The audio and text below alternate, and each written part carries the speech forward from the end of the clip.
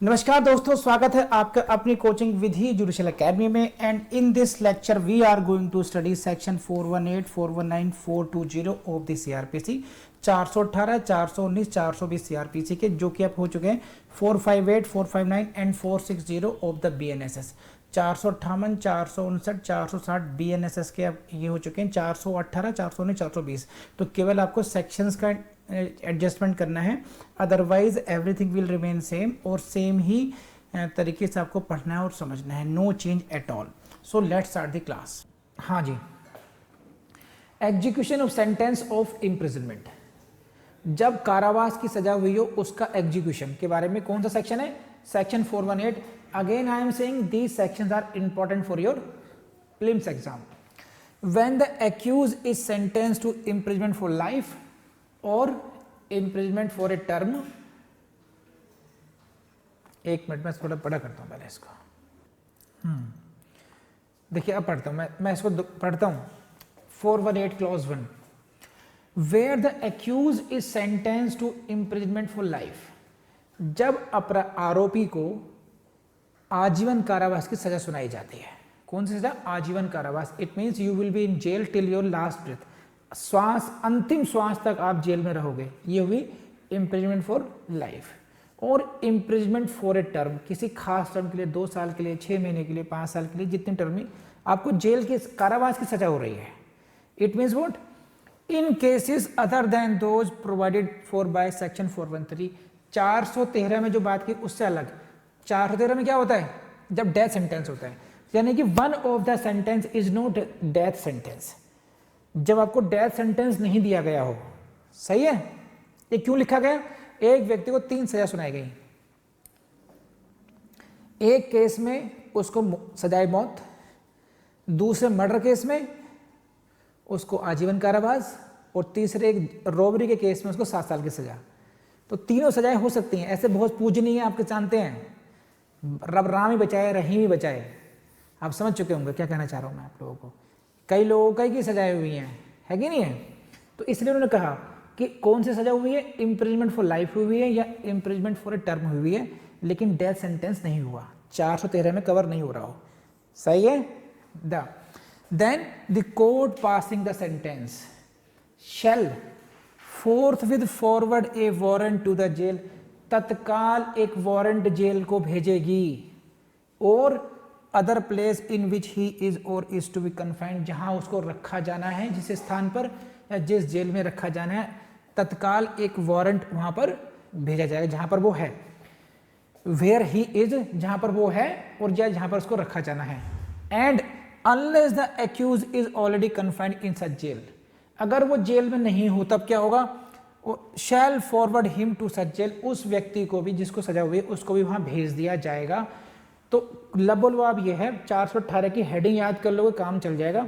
सिर्फ इतनी सी बात है, इतना लैंग्वेज को पकड़ने की जरूरत नहीं है। मैं समझा रहा हूं क्या। जब सजा कौन सी हुई है? कारावास की। तब कोर्ट, जिस कोर्ट ने सजा सुनाई है, वो वारंट भेज देगी कि भाई इसको इतनी सजा मिलनी चाहिए। किसको भेजेगी? जेल अधिकारी को। सही है? और अगर ऑलरेडी बेल पर है तो पुलिस से कहेगी भाई इसे वहां वारंट के साथ इसे भी भेजो साथ साथ। बस अगर ऑलरेडी जेल में है तो केवल सूचना चली जाएगी वारंट के रूप में कि भाई इसकी सजा इतनी मुकर्रर हुई है। हो गया? Next, this is important for your prelims provisions का। That where the accused is sentenced to imprisonment till the rising of the court. Till the rising of the court, जब अक्यूज को, जब आरोपी को यह सजा सुनाई जाती है, कौन सी?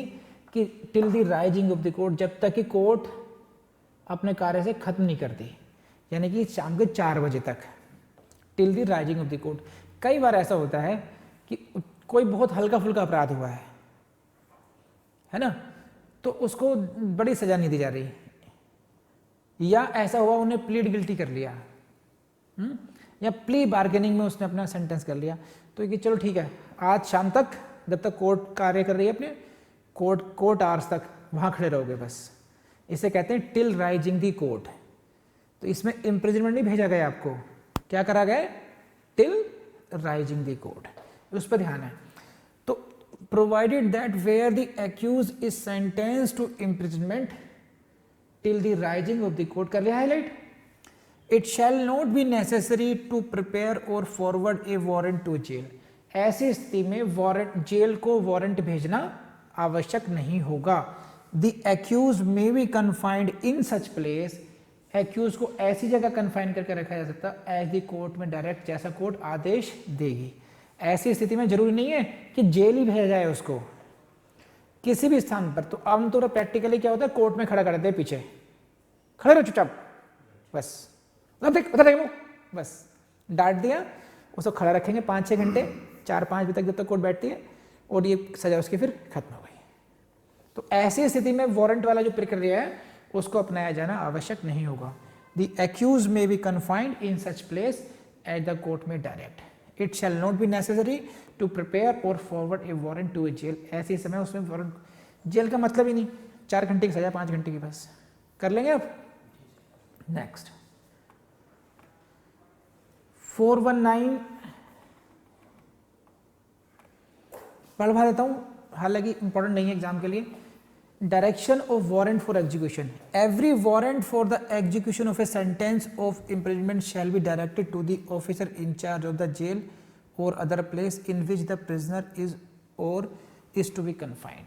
कि ये जो वारंट भेजते हैं सजा वाला, कि इसको सजा हुई है, वो किसके लिए निर्देशित होगा, किसके लिए निर्देशित होता है, officer in charge of the jail को होता है बस.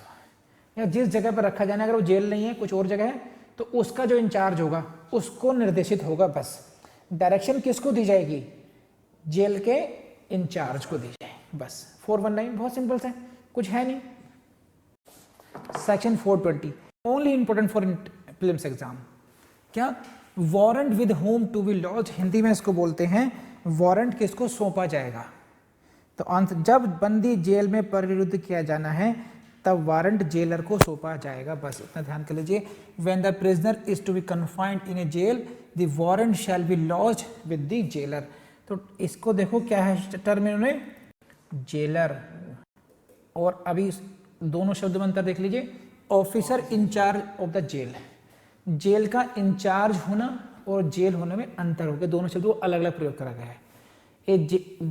ऑफिसर इंचार्ज ऑफ जेल मतलब पूरी की उसका जेल का इंचार्ज हो गया वो. और विद इन दैट देर कई सेल हो सकते, कई जेल हो सकती हैं. जैसे यहाँ पर जेल कहाँ पर है, कौन सी जेल है, दिल्ली की तिहाड़ जेल है. तिहाड़ जेल में भी कई पार्ट हो गए, तो वहाँ का जेलर, उसका जेलर, उसका जेलर. ये प्रिंसिपल साहब हो गए, वो वाइस प्रिंसिपल हो गए, ऐसे समझ लीजिए. तो यहाँ पर ये 420 की बात क्या कही गई है, इस शब्द को याद रखना, जेलर को बस, जेलर को सौंपा जाएगा जो वारंट है ये. तो दिस इज सेक्शन 420. तो हो गया, कर लेंगे आप लोग ये अब. Thank you.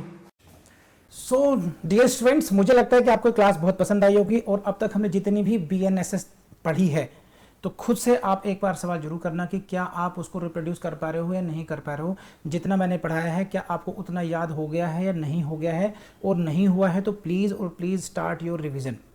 अपनी ज़िंदगी में एक फॉर्मूला बना लीजिए 22 + 2 का. ये है आपका फॉर्मूला. इसको आपने याद रख लिया तो ज़िंदगी में कभी भी असफल नहीं होंगे. 20 + 2 का फॉर्मूला क्या है कि आपके 24 आवर्स हैं, 24 आवर्स है ना जिंदगी एक दिन के, उसको आप डिवाइड कर लीजिए 22 आवर्स और 2 आवर्स में. 22 आवर्स वो हैं जो आप अपनी ज़िंदगी में रूटीन वाले काम करते हैं. आप सोते हैं, खाते हैं, पीते हैं, उठते बैठते हैं, दोस्तों से मिलते हैं, पढ़ाई भी करते हैं, क्लासेस करते हैं, नोट्स बनाते हैं, वो सब हो गए 22 में. 2 आवर्स में क्या है, ये 2 आवर्स ओनली रिवीजन के लिए मस्ट कर दीजिए कि 2 आवर्स तो मुझे रिवीजन करना ही करना है. मींस 22 आवर्स में रिवीजन करेंगे तो अच्छी बात है. अब मैं क्यों कह रहा हूं ये कि प्राण जाए पर ये 2 आवर्स का रिवीजन ना जाए, ये आपकी जिद होनी चाहिए.